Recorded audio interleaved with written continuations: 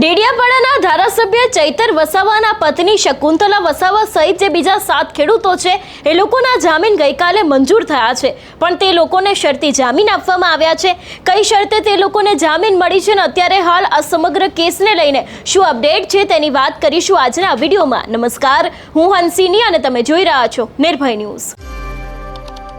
ગુજરાતમાં એક તરફ આદિવાસી વિસ્તારની રાજનીતિ ગરમાઈ રહી છે, એ બાદ આપણે જોયું હતું કે વનકર્મી પર હુમલાના કેસમાં કોર્ટે ચૈતર વસાવા તેમના પત્ની સહિત 9 જેટલા લોકો છે એ લોકોને 7 વર્ષની સજા ફટકારી હતી। એમાં થોડાક જ સમયની અંદર એક મહિલા આરોપી છે કે જે પોતાના 18 દિવસના બાળકની સાથે જેલમાં ગયા હતા, એ જ મહિલા આરોપીને જામીન મળી ગયા હતા અને ગઈકાલે જ્યારે આ સમગ્ર મામલે સુનાવણી થઈ હતી ત્યારે ચૈતર વસાવાના પત્ની શકુંતલા વસાવા અને બીજા જે 7 જેટલા ખેડૂતો છે એ લોકોને પણ જામીન મળી ગયા છે। અત્યારે હાલ વડોદરા જેલની અંદર ચૈતર વસાવા બંધ છે અને આગામી સમયમાં ચૈતર વસાવાના જામીન અંગે પણ ક્યાંક પ્રોસેસ છે તે શરૂ થવાની છે અને તેમને પણ ક્યાંક ટૂંક સમયમાં જામીન મળી શકે, એ જ માટે થઈને આમ આદમી પાર્ટીની જે આખી લીગલ ટીમ છે, વકીલો છે, લોકો દ્વારા અત્યારથી જ પ્રોસેસ છે તે શરૂ કરવામાં આવી છે। પણ બીજા જે લોકો છે એટલે કે ચૈતર વસાવાના પત્ની શકુંતલા વસાવા સહિત જે બીજા ખેડૂતો છે એ લોકોને આ વખતે શરતી જામીન આપવામાં આવ્યા છે। કયા શરતી જામીન આપવામાં આવ્યા છે સૌથી પહેલા તો તે સમજી લઈએ।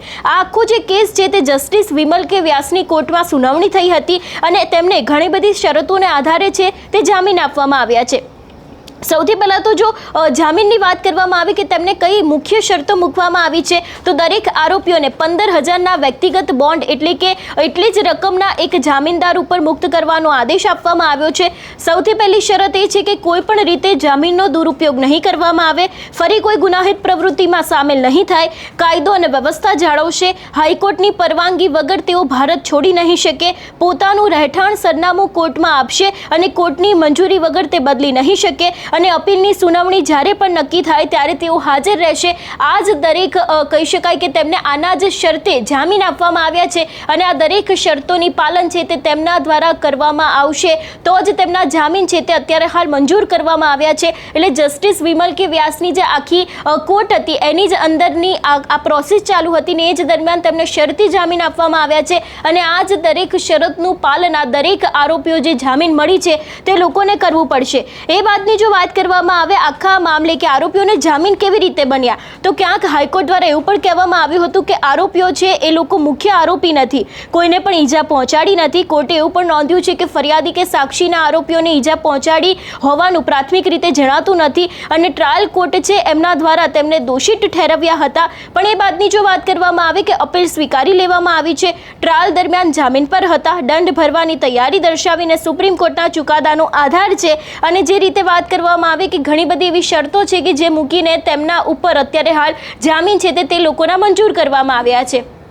હવે જો વાત કરવામાં આવે ચૈતર વસાવાને લઈને તો છેલ્લા ઘણા સમયથી ચૈતર વસાવા જેલની અંદર બંધ છે અને ક્યાંક હવે તેમના પણ જામીનની પ્રોસેસ છે તે ટૂંક જ સમયમાં શરૂ થવાની છે। એવામાં આવતીકાલે 24મી તારીખે આમ આદમી પાર્ટીનો એક મોટો કાર્યક્રમ છે જે રાજપીપળા ખાતે થવાનો છે અને રાજપીપળામાં લગભગ 1 લાખ જેટલા લોકો છે એ લોકો ચૈતર વસાવાના સમર્થનમાં આવવાના છે અને આખા આ કાર્યક્રમની જાહેરાત છે તે કરવામાં આવી છે। જોકે એની જ પહેલાં આજે લગભગ 8 જેટલા લોકો છે એ લોકોના જામીન મંજૂર થઈ ગયા છે, પણ આવતીકાલના કાર્યક્રમની અંદર પણ ક્યાંક કોઈક મોટી નવાજૂની થઈ શકે છે એવી શક્યતાઓ લાગી રહી છે, કારણ કે એક તરફ અત્યારે હાલ આદિવાસી વિસ્તારનું રાજકારણ છે તે દિવસે ને દિવસે વધારે ગરમાઈ રહ્યું છે। ભારતીય જનતા પાર્ટીમાં અંદરના ડખા ચાલી રહ્યા છે, બીજી બાજુ કોંગ્રેસ હોય, આમ આદમી પાર્ટી હોય કે ભાજપ હોય, દરેક લોકોનું ફોકસ ક્યાંક સીધું જ આદિવાસી વિસ્તાર ઉપર છે, કારણ કે અત્યારે હાલ આદિવાસી જે મતો છે એને ખૂબ જ મહત્વના માનવામાં આવી રહ્યા છે। સ્થાનિક સ્વરાજની ચૂંટણીમાં પણ આપણે જોયું હતું કે હર્ષ સંઘવીથી માંડીને દરેક એવા સાંસદો છે, મંત્રીઓ છે, એ દરેક લોકો આદિવાસી વિસ્તારની મુલાકાતે એક બાદ એક જતા હતા, પણ અત્યારે હાલ જે રીતે માહોલ સર્જાયો છે, જે રીતની ત્યાંની રાજનીતિ દેખાઈ રહી છે એના ઉપરથી સ્પષ્ટપણે એવું પણ લાગી રહ્યું છે કે અત્યારે હાલ દરેક રાજકીય પાર્ટી છે એ લોકોની આંખ સીધી જ આદિવાસી વિસ્તાર ઉપર ટકેલી છે। એવામાં જ્યારે આવતીકાલે રાજપીપળાની અંદર એક મોટો કાર્યક્રમ થવાનો છે, આજે આરોપીઓ છે એ લોકો પણ જેલની બહાર ક્યારે આવે છે એ પણ જોવાનું રહેશે, કારણ કે શરતી જામીન મળ્યા છે, ટૂંક સમયમાં કદાચ બહાર આવી શકે છે, આજે આવશે, આવતીકાલે આવશે, એને લઈને હજી સુધી કોઈ જ સત્તાવાર માહિતી છે તે સામે નથી આવી। પણ હા, જે રીતે તેમની શરતો છે એ દરેક શરતોનું પાલન તેમના દ્વારા કરવામાં કરવું પડશે એવી જે વાત છે તે અત્યારે હાલ આખી સામે આવી રહી છે. જોવાનું એ પણ રહેશે કે આવતીકાલે હવે શું નવા જૂની થાય છે. આ વિષયને લઈને તમારો શું અભિપ્રાય છે અમને કમેન્ટ કરીને ચોક્કસથી જણાવજો. તેની સાથે અમારી ચેનલ નિર્ભય ન્યૂઝને લાઇક, શેર અને સબસ્ક્રાઇબ કરવાનું ભૂલશો નહીં. નમસ્કાર.